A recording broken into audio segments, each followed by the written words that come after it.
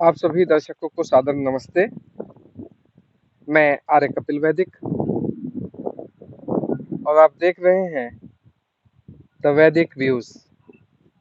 आप सभी जानते हैं आज 26 जनवरी 2022 का दिन है। पूरा देश बड़े हर्षोल्लास से गणतंत्र दिवस मना रहा है। तो आज हम चर्चा करेंगे इसी गणतंत्र दिवस के विषय में। देखिए, मैं समझता हूं कि हमें कोई भी कार्य करना चाहिए अथवा नहीं करना चाहिए, उससे पहले हमें ये जानना चाहिए कि हमें कौन सा कार्य क्यों करना चाहिए या क्यों नहीं करना चाहिए। या दूसरे शब्दों में यदि मैं आपसे कहूं तो किसी भी चीज को यदि हम यथार्थ स्वरूप में देखते हैं, जैसा है वैसा, ना कोई फ्लेवर हो ना ही कोई किसी तरह की लिपापोती, जो पदार्थ जैसा है उसको यदि हम वैसा ही देखें, उसी के लिए आज हम चर्चा करने वाले हैं इस एपिसोड में। तो बात हो रही है गणतंत्र दिवस की। अब प्रश्न ये होता है कि गणतंत्र दिवस कौन मना सकता है। सामान्यतः देखा जाए तो आज पूरा भारत गणतंत्र दिवस ही मना रहा है, लेकिन गणतंत्र दिवस मनाने से पहले हमें यह जानना चाहिए कि वास्तव में यह गणतंत्र है क्या, किसे कहते हैं गणतंत्र। कभी आपने विचार किया केवल ये कि 26 जनवरी आई, हाथ में तिरंगे लिए, गणतंत्र दिवस मनाया, झंडा फहराया, प्रसाद खाया, बांटा और फिर अपने घर। कभी आपने विचार किया कि गणतंत्र कहते किसे हैं? किस चिड़िया का नाम है गणतंत्र? गणतंत्र, लोकतंत्र, जनतंत्र, सबका लगभग लगभग एक ही अर्थ है। जनतंत्र जो जन के द्वारा बनाया गया हो, कुछ आसान कर देता हूं। लोकतंत्र जो लोक के द्वारा बनाया गया हो। आप समझ रहे हैं, ये एक ऐसा तंत्र है जो लोक के द्वारा बनाया जाता है, जो समाज के द्वारा निर्धारित किया जाता है, बनाया जाता है। इस गणतंत्र के विषय में यदि हम आज बात करें तो आप विचार कीजिए, क्या वास्तव में जिस तंत्र के अधीन हम रहते हैं, क्या वह तंत्र केवल उस आधार पर नहीं कि हम वोट करते हैं, अपितु इस आधार पर कि क्या वास्तव में जो व्यवस्थाएं हम पर लागू हैं, क्या उन्हें हम तय करते हैं, क्या उन्हें लोग, जन या कह सकते हैं समाज, क्या यह उसे तय करता है?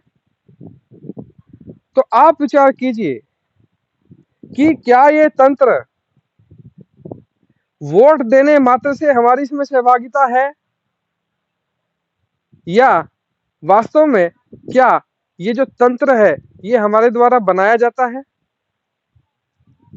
जो व्यवस्थाएं हम पर लागू हैं वो व्यवस्थाएं हमें दी गई हैं, ना कि वो हमारे द्वारा बनाई गई हैं। और अगले महीने चुनाव है, फरवरी में, यूपी में। तो यूपी में जो चुनाव है, यहाँ से मैं आपको उदाहरण निकाल कर दिखाता हूँ। क्या वास्तव में समाज यह तय कर सकता है कि चुनाव कौन लड़ेगा? एक पढ़ा लिखा समझदार MA BEd PhD भी चुनाव मैदान में है, एक अंगूठा छाप भी मैदान में है। क्या ये गणतंत्र है? एक गाय की रक्षा करने वाला या प्राणियों के प्रति हिंसा का भाव न रखने वाला भी चुनाव मैदान में है। एक कत्ल खाने चलाने वाला उद्योगपति भी चुनाव मैदान में है। क्या ये गणतंत्र है? एक सज्जन व्यक्ति भी चुनाव मैदान में है और एक दुर्दांत अपराधी जेल के अंदर से भी चुनाव लड़ सकता है। क्या वास्तव में आप ऐसा चाहते थे? क्या वास्तव में आप ऐसा चाहते हैं? क्या वास्तव में ये गणतंत्र की पहचान है? इस पे आपको विचार करना है। क्या ये वास्तव में वही तंत्र है जिसमें हमारी सहभागिता है? हमारी बाध्यता है वोट देने की। हमें वोट देना ही पड़ेगा, चाहे अंधे को दे, चाहे काने को दे, वोट हमें देना ही पड़ेगा। क्या ऐसी व्यवस्था नहीं की जा सकती कि किसी प्रत्याशी को हम स्वीकार नहीं करते, वो चुनाव लड़ने के अयोग्य है, उसको घोषित कर सके हम, ऐसी व्यवस्था हमें दी गई है। एक व्यक्ति जो जघन्य अपराध करता है, वो व्यक्ति जो एक मासूम बच्चे का बलात्कारी है, वो व्यक्ति जो डाका डाल सकता है, वो भारत में चुनाव लड़ सकता है। कितने मजे की बात है। आप विचार कीजिए कि क्या वास्तव में एक ऐसा व्यक्ति जो अपराधी घोषित है, जिस पर दर्जनों मुकदमे चल रहे हैं इस भारतीय संविधान के अंतर्गत, वो व्यक्ति जिसे भारतीय न्यायालय द्वारा मृत्यु दंड की सजा दी गई और वो जेल में बंद कर दिया गया, वो अपने मृत्यु दंड की प्रतीक्षा कर रहा है। वो मृत्यु दंड से पहले मान लीजिए किसी कारण से जेल तोड़कर भाग जाता है, फरार हो जाता है, और एक राष्ट्रभक्त व्यक्ति, समाज के प्रति समर्पित, समाज में उन्नति का भाव रखने वाला